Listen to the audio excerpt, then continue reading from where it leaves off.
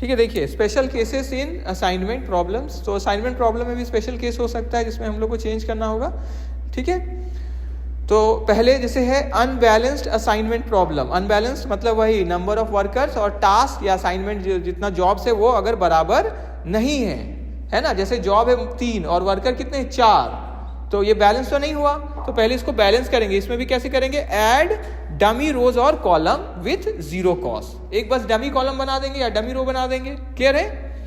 ठीक है, to balance the matrix, बस इतना ही करना है। बस फिर उसके बाद क्या करना है, नॉर्मल जैसे सॉल्व करते हैं। क्लियर है, क्लियर है। चलिए फिर नेक्स्ट है क्या, मैक्सिमाइजेशन वाला असाइनमेंट प्रॉब्लम है। अगर ऑब्जेक्टिव है टू मैक्सिमाइज प्रॉफिट, तो प्रॉफिट का अगर इसमें दे दिया गया है तो मिनिमाइज हमको नहीं करना है। फिर इंस्टेड ऑफ कॉस्ट, जैसे मिनट्स रहता था या कॉस्ट रहता था उसको हम लोग कम करते थे ना, और यहाँ पे अगर प्रॉफिट आ गया कुछ उस तरह का जो हमको बढ़ाना है तो हम क्या करेंगे, ठीक है, हम लोग डायरेक्टली HAM जो मेथड होता है हंगेरियन मेथड, ठीक है, उसको नहीं यूज करेंगे। हम लोग क्या करेंगे, इसको पहले मिनिमाइजेशन में कन्वर्ट करेंगे। और इसमें भी देखिए किससे कन्वर्ट करेंगे, हाँ लार्जेस्ट वैल्यू से सबको क्या कर देंगे, माइनस कर देंगे। ठीक है, क्लियर है।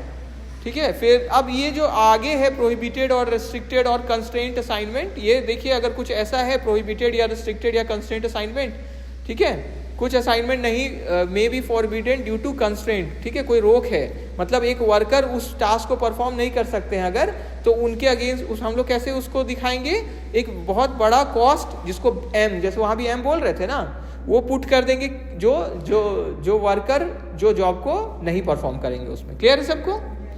उस कॉस्ट सेल में क्या लिख देंगे, M। वो नंबर नहीं, मतलब वही उसका कोई मायने नहीं रहेगा। मतलब ये क्यों पुट कर रहे हैं कि उनको वो टास्क नहीं देना है। ठीक है, ठीक है। फिर नेक्स्ट मल्टीपल ऑप्टिमल सॉल्यूशन, ये कब होगा, देखिए more than one optimal solution when multiple sets of assignment yields the same total cost, each of the rows and columns left has multiple zeros. ये कब होता है, जब जो रो और कॉलम है उसमें एक से ज्यादा जीरो हो गया।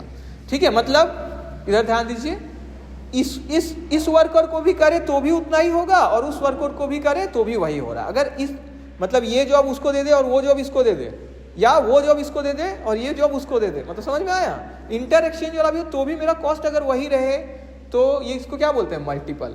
हम लोग सिंपल वाला कर रहे थे ना, ये चल जाएगा A को, ये चल जाएगा B या C, ऐसे चल रहा है। लेकिन ये काम अगर ऐसा 0-0 के कारण अगर ऐसा हुआ कि ये काम A भी कर सकते हो और B भी कर सकते हो, उल्टा भी इसका वो काम A भी कर सकते हो और B भी। क्लियर हो गया, तो इसको क्या बोलते हैं हम लोग, मल्टीपल जीरोस। क्लियर है, ठीक है। तो हम लोग को अलग अलग मतलब अलग सिचुएशंस भी आ जाएगा, लेकिन अभी हम लोग इतना डिटेल में इसको नहीं देख रहे हैं, है ना। ठीक है, क्लियर सबको, ठीक है। तो देखिए इसमें 4 इंपॉर्टेंट जो केस का ऊपर में बात किया गया, इसको मेनली हम लोग अगर जान ले तो अभी के लिए ठीक है, ये इंपॉर्टेंट। फिर देखिए और भी कुछ केसेस का बात है इसमें, डीजेनरेसी भी हो सकता है।